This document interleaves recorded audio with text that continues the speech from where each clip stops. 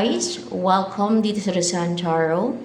Ang reading nito ay for collective for anyone who can resonate sa reading nito. This is a general reading and a collective reading.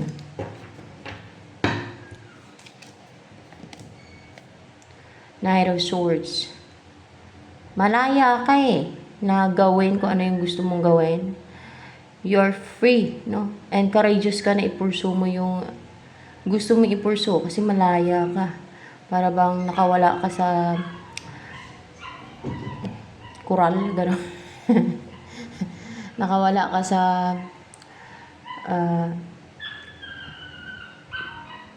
sa loob ng bakod, gano'n na you're so full of excitement din, no? Makikita din sa'yo na. And full of courage with the color blue, excitement, and driven to explore or to take action to achieve your goal o kung ano man itong gagawin mo na you're so driven na i-pursue yan o gagawin yan.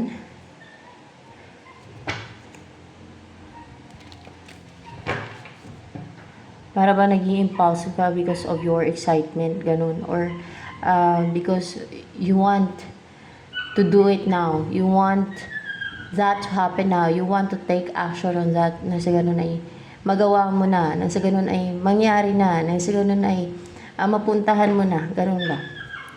Ano pa ang energy mo ngayon? Knight of Wands in reverse and Ace of Wands in reverse.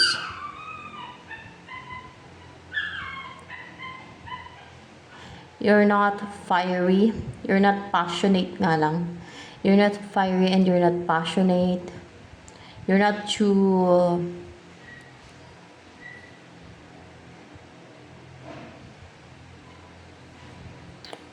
aggressive. You're not too aggressive. And para ba nagiging impatient ka? Nagiging impatient ka dahil sa wala pang nag-umpisa. Kaya nagiging impulsive ka. Ayan o. Nagiging impatient ka kasi wala pang nag-umpisa or hindi pa nagtitake ng action. Maybe yung person mo or hindi pa nagtitake ng action yung inaantay mo mag-take ng action. Or yung inaantay mo mag-umpisa na mangyari na. Wala pa kayo na. Para ba nagiging impatient ka? Ganun.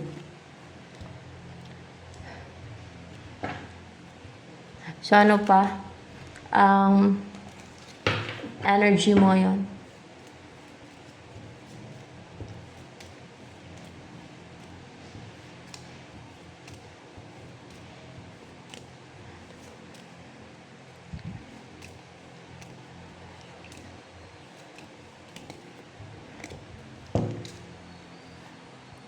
Knight of Cups and Four of Pentacles.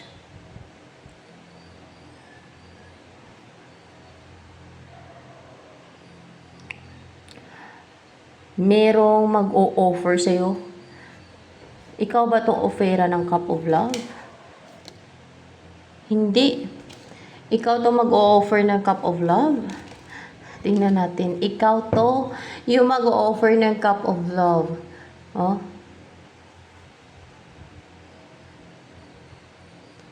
Ikaw to yung mag-o-offer ng Cup of Love. Ayan. Or may offer ka. May ibibigay ka. May susuyo ka. Parang ganun. Or may offer ka talaga. Yung ikaw yung mag-o-offer ng Cup of Love.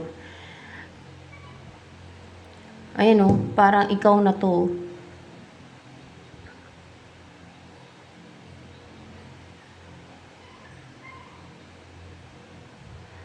Parang lilipat ka pati.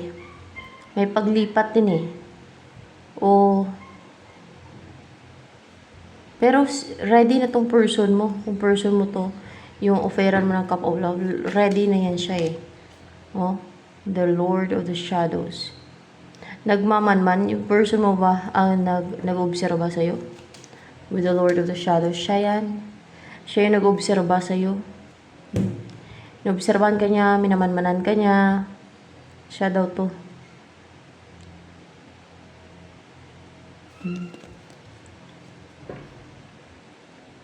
Ikaw to mag-offer ng cup of love. And then, pero nag-obserba siya, minamanmanan ka niya, na parang patago, na parang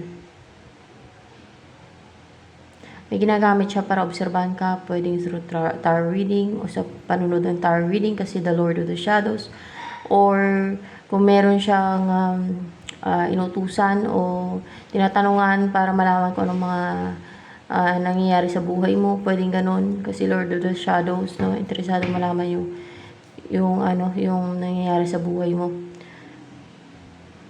Kasi gusto mo nang magkaroon ng security sa buhay mo, sa inyong connection ng person mo o sa love life mo. That's why.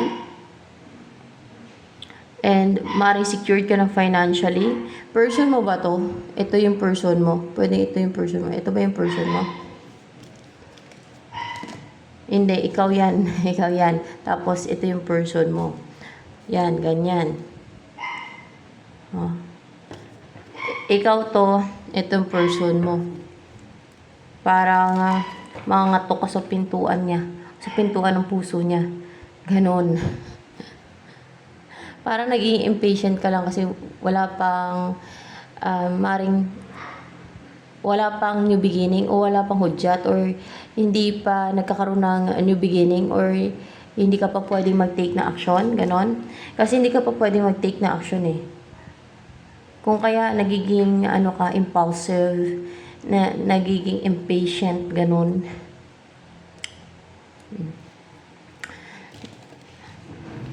Ano yung energy ng person mo na yan na offeran mo ng cup of love? So, pwede din baliktad to guys na energy ng person nyo to, no?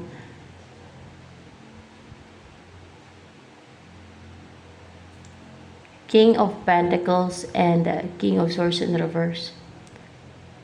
Hardworking, stable, secured financially. Pwede mayaman to. Mayaman na to. May mga assets na yan siya. May manay pundar. Madaming pera. Ganon. Hindi na siya nagpipigil. No? Hindi niya na pinipigilan ng isip niya yung damdamin niya. Ano yung feeling sa'yo ng person mo? Nine of Swords. Two of Wands. Gustong-gusto kanyang puntahan, guys. Gustong-gusto kanyang puntahan ng person mo na to. Nag-overthink siya. Parang, natuturete yung utak niya. Kakaisip sa'yo. Gustong-gusto ka na niyang puntahan eh. Kakaisip sa'yo. Natuturete yung utak niya, parang balisa. Kakaisip sa'yo, gustong-gusto ka na niya kasing puntahan. Ayan o. Para bang may sasabihin ka sa person mo. May offer ka sa kanya. Ganon. O yayain ka nito. Pwedeng puntahan ka niya tapos yayain ka niya na doon na kayo titira sa bahay niya with the Four of Pentacles. Hindi.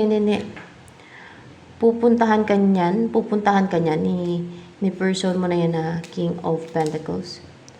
Pupuntahan ka niyan, guys. Pupuntahan ka niyan tapos kaso lang parang unsure ba siya ba? Kasi pero clarification lang naman to. Gusto kanyang puntahan na kasi nababalisa na siya eh. Nag-overthink yan sa'yo eh. Para dalhin ka na sa kanila. Hindi para yayain. Dalhin. Yes, para dalhin ka sa kanila. Pero para bang unsure siya. Clouded pa yung isip niya or hindi pa siya sure. No, nadalhin ka doon sa kanila. Bakit? Nandun yung parents niya. Wala naman. Bakit unsure siya? Anong dahilan kung bakit unsure siya or parang nagdadalawang isip pa o confused pa siya or hindi pa siya sigurado ba na dalhin ka sa kanila? Anong dahilan? Dahil kulang siya sa inner strength daw. Or maybe hindi pa kayo close. Ikaw, siya ba to na kulang sa inner strength? Oh, siya daw to. Kulang siya sa inner strength, sa inner stillness. Para bang may mailap pa siya o takot siya na lumapit sa'yo, napuntahan ka. Yun. Dahil kulang sa inner strength. Parang kulang sa confidence pati. Sa bravery. Yan. At sa courage, parang ganun ba? Parang nagiging ganun siya. Na alukin ka na, doon ka na titira o yung dalhin ka na sa kanila. Bakit anong tingin niya? I-reject yung offer niya.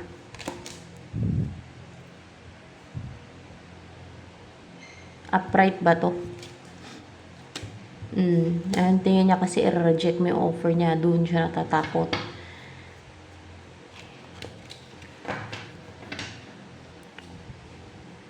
Pag mga ganyang offer, lalo kung gusto mo naman nung sumama, ay hindi mo i-reject yan eh. Diba? Lalo kung magandang offer, kung maganda yung buhay mo doon, kung malaki yung magbago sa buhay mo, asenso yung buhay mo doon, hindi ka naman problema, masaya ka pa, ma-enjoy mo yung buhay. O diba, reject mo pa ba yan? O diba? Ano pa,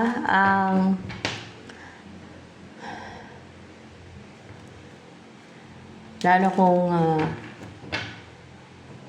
gusto mo nang umalis din sa inyo at lumipat sa kanila kasi gusto mo makapiling yung person mo na yan, di ba?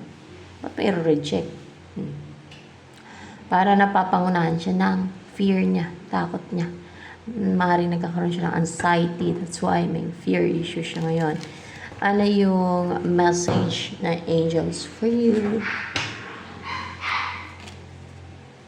Holiday, the answer you're looking for can be found during a vacation, a retreat, or holiday getaway. Anong gustong sabihin sa iyo ng person mo na to? Attracted siya sa iyo, gustong-gusto kanya mapangasawa, gustong-gusto kanya maging partner, you're a marriage material. Patay na patay din siya sa'yo. Let's see patay na patay siya sa'yo kasi gustong gusto ka niya. Hindi naman mabibase yan sa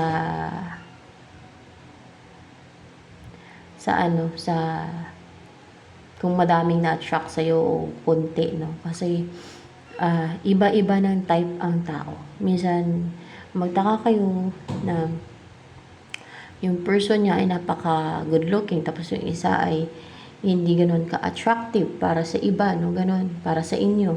Kasi minsan nakadestined yan. Or kaya minsan ay they are meant to be together. Or blessing ng God yan sa kanya. Yung partner niya. Kasi, di ba? Kasi, maaring na nakatadhana naman sila sa isa't isa. Kasi hindi mo naman mabibase yan sa mukha, sa looks, no? O sa status. Madami dyan parang ang layo ng agwat nila sa isa't isa. Pero they are meant to be together kasi hindi nyo naman mabibase yan sa status na. Dahil dapat ay ang bagay sa mayaman ay mayaman din. Ganun din. O na-notice niya na yung iba katulad dun sa sa prinsipe pa ngayon prinsipe na Norway o Sweden, ano ba yun? Yung asawa nga lang ng waitress tapos waitress sa restaurant, tapos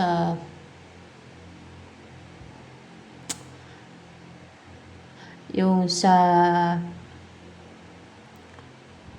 sa Iloilo, nakapag-asawa ng bilyonaryo na taga London. Merong mga ganun na nangyayari. Eh, yung babae, ano, parang, alam mo yung parang, ano talaga, exotic talaga yung mukha. Ganun. Tapos, nangangahoy nga lang yun eh. Yun, nakachamba siya ng foreigner. Bilyonaryo pa, may mga building pa sa London.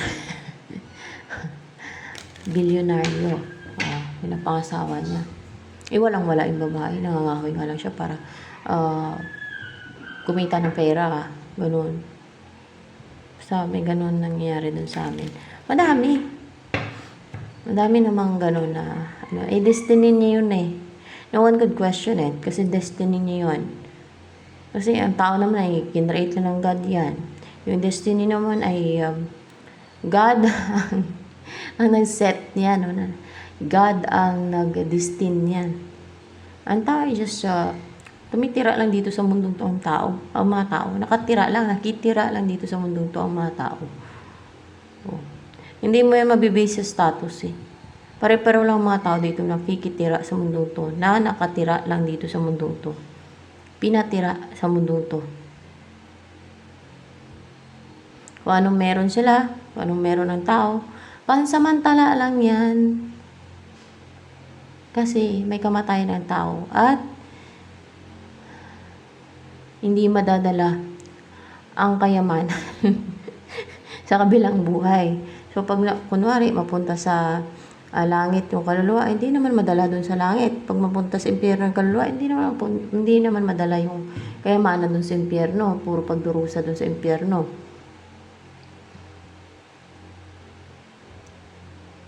Kung ano yung kayamanan nandito sa lupa, maiwan yan dito sa lupa. Ganon.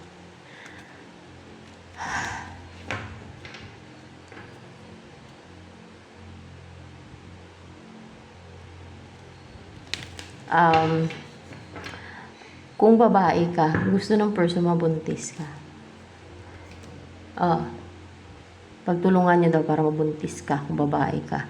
Para makagawa kayo ng bata. Nagtulungan kayo.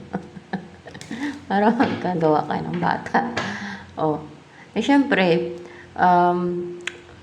mahalaga yun sa mag-asawa na may anak, no? As long as kaya niyong buhayin na i-provide yung kanyang needs, no? Yung needs ng magiging anak ninyo.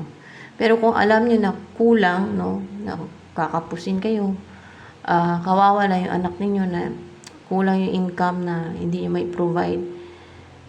Kaya nga ako ayaw ko mag-anak, guys, kasi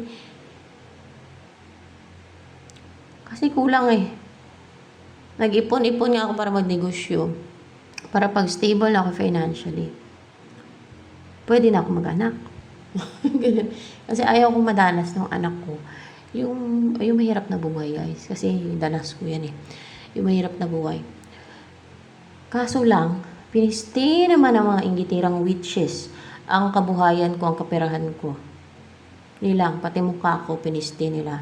Dahil sa inggit nila, sa mga pinagsikapan ko, pati mukha ko kininggitan. Ay, nako. May nanggagayuma, may gumagawa ng palipad hangin, may kulam, baw. Nako, grabe, kinggitirang mga tao. Pero sa impyerno naman sila mapupunta niyan. Dahil sa pagiging sakim nila, sa pagiging selfish nila, dahil sa pagiging gama nila.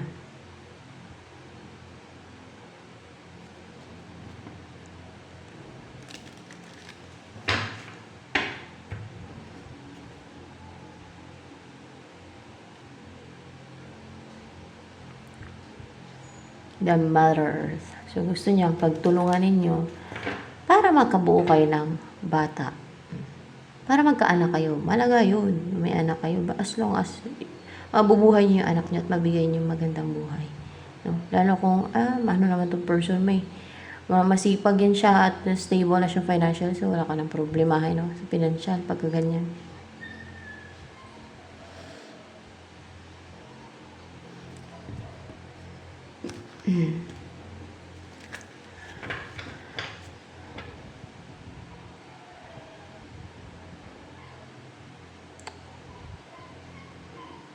Isip-isip ko, pag nag-anak ako, kawawa na yung anak ko. Kung ganyan na hindi pa ako stable financially, hindi pa ako secured financially, ano ibubuhay ko sa anak ko? 'Di ba? Kawawa. Yan ang naisip ko. Kaya ayaw ko mag-anak. Yung nagsasabi iba na mag-anak ka na. Oo, akala nila ako hindi responsibilidad ang anak. Akala nila aso lang, pakainin mo, okay na. Paaralin mo pa yung anak mo. Bigyan mo ang needs niya. No? Kailangan ma-meet mo yung needs ng anak mo. More on financial support talaga. Hindi lang. Kailangan ready ka din. Talaga. Na, alam mo yung matutukan nyo din yung anak mo. Ganon. Ganon yun eh.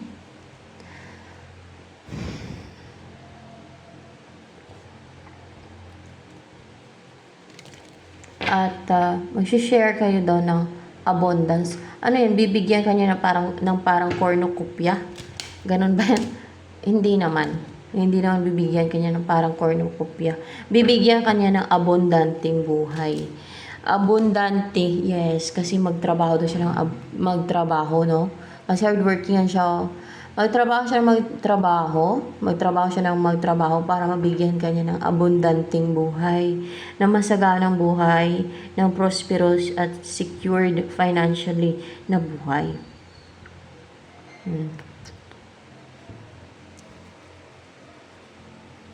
Ano ang ini-embody mo energy ngayon?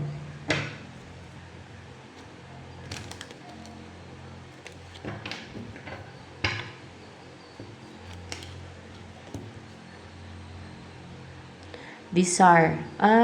You have a strong desire to be with this person.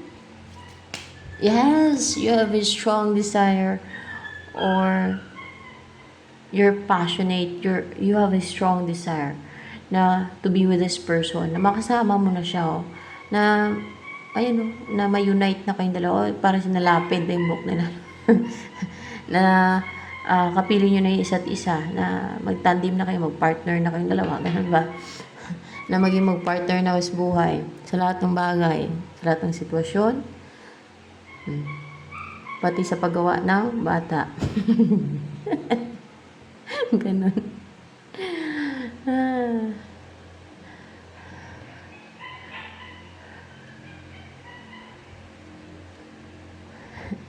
Ano ang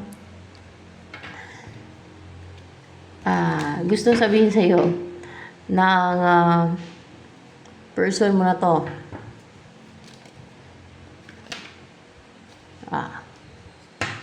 Gusto niyang magsama kayong dalawa na masaya kayo. Gusto niyang bumuo kayo ng pamilya.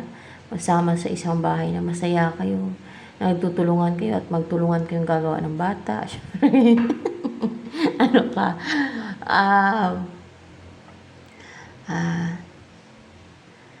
Masaya daw ang buhay niya pagkasama ka niya, no? Napaka ganda ng araw niya pagkasama ka niya. And 8 of Wands, i-message ka daw niya, yun ang pinapasabi niya. Pero parang unsure pa siya dito. Parang nagdadalawang isip pa. Natatakot siya. No, baka reject mo. Hindi may reject yan kung maging maganda ang buhay mo doon. At kung gusto mo din, no? Lalo kung gusto mo talagang umalis sa inyo, ay grab mo talaga yung opportunity na yan. Kahit ako, o may mag-offer na ex ko lang, di ba? Ex ko ako, prangka kasi ako. Ex ko lang na foreigner, ayoko ng Pinoy. Ex ko na foreigner. Ayoko na ng Pinoy. Pag bagong foreigner, parang alangan pa ako. Hindi ko ba kilala eh. Pero pag ex ko ng foreigner, pag magandang buhay ko doon, masagana, at stable, ay bakit hindi? O, di ba? Ako nga, may asawa pa ako. Ang hirap ng buhay kaya.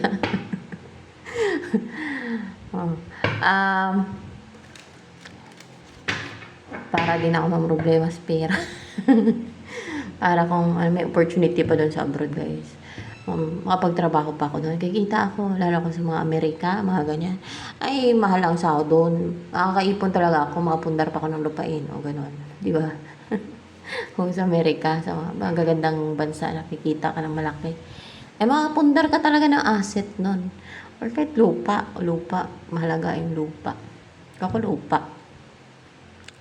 Yun ang number 1 na dapat ipundar.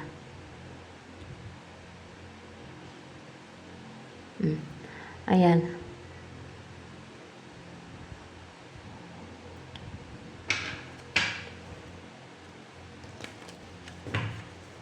Sige, sa mga gumagawa ng witchcraft dyan sa akin, dahil alam ko naman, inggitiro kayo. Ubod ka ng inggit eh. Kung nanonood man yung mga yan, oh. Alam ko na, ubod ka ng inggit sa akin. Dahil nagsikap lang ako sa buhay ko. Pinaghirapan ko kung anong meron ako. Kung yung mukha ko nung nainggitan nyo, ay yun ang binigay sa akin ng God ng mukha. Sorry, sinira na nga nila eh. Puro. Pero, kahit pa paano ay kontento naman ako sa mukha ko kahit na gano'n ang ginawa nila sa mukha ko. Kontento pa rin ako sa mukha ko. No? I'm proud pa rin. No? Na umarap. So, ano na ganyan na. Iba na talaga yung mukha ko. Lalo at may mga baon ako ngayon. Pagpatuloy nyo lang dahil sa impyerno naman kayo mapupunta eh. Sa mga gumagawa ng witchcraft sa akin. Impyerno naman kayo babagsak eh. Forever rin ang pagdusaan sa impyerno.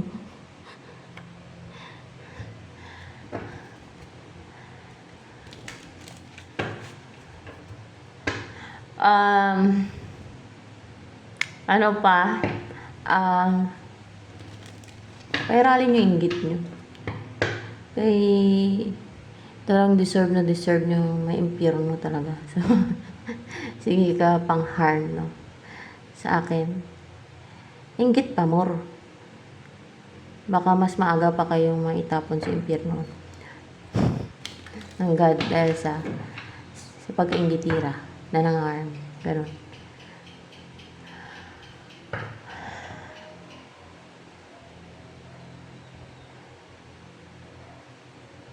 mas lalong naiirita yung mga kasi matapang pati ako. Kasi alam ko kung ano yung tama sa mali. Pag alam kong mali, hindi makatwiran, matapang talaga ako. Ganun talaga yun. Kasi alam ko yung tama sa mali. Alam kong mali yung ginagawa ng lie.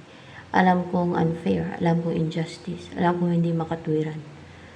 At kung gaano sila kapaluktot. Kung gaano sila deceitful, kakaning, inggitira. O, diba? Meron talaga.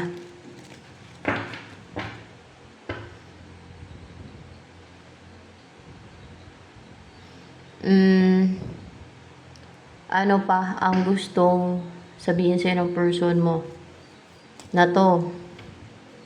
Ano daw ang gagawin niya sa'yo?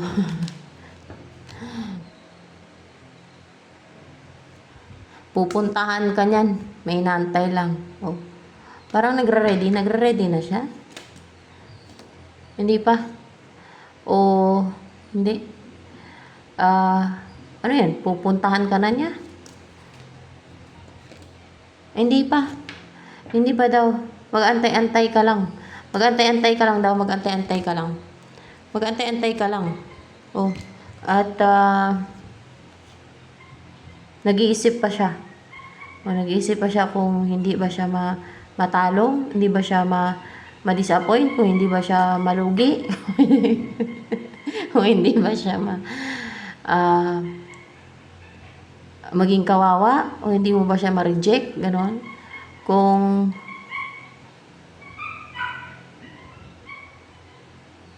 worth it ba pa yung pag-raise niya sa'yo? Tignan natin. Kung worth it ba yung pag-raise niya sa'yo? Hindi pa kayo sigurado. Antay-antay ka lang daw. Antayin ka niya.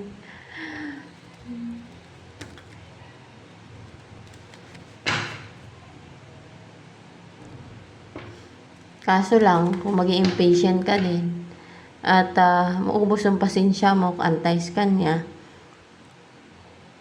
na i-close mo na lang din yung door mo ba? Yun lang. Na instead na makapasok pa sa buhay mo, ay hindi na. Yung close na hindi na. Maghanap ka na lang ng iba ba? Dahil sa pantay sa'yo. Dahil nag-iisip pa siya kung hindi ba siya malugi, kung hindi ba siya dihado, kung hindi siya talo, kung hindi siya Ay, yung ganun ba? Ah, ganun siya. Antay-antay ka lang. Oh my gosh. May ibang person ba for you? O wala. Pero may mga nagkakagusto sa'yo? Meron. Meron mga nagkakagusto sa'yo. Lalo kung pasyal-pasyal ka sa ibang lugar, madami kang ma-meet yan eh. Kaso lang, kung wala namang pera, hindi naman stable sa buhay, kung kunti lang din ang kinikita, na kulang pa sa malang bilihin ngayon, okay itong person mo na to, stable na, may pera na. Ako direct lang trauma salita, tama yan. No, yun nga lang, kaya nagdadalawang isip pa siya. Pero kung may iba ka pang choice, no, kung may mga nagkakagusto sa'yo, may pera na stable at maging masaya ka na, maging loyal naman sa'yo, reliable naman, why not? Grab the opportunity. O, diba?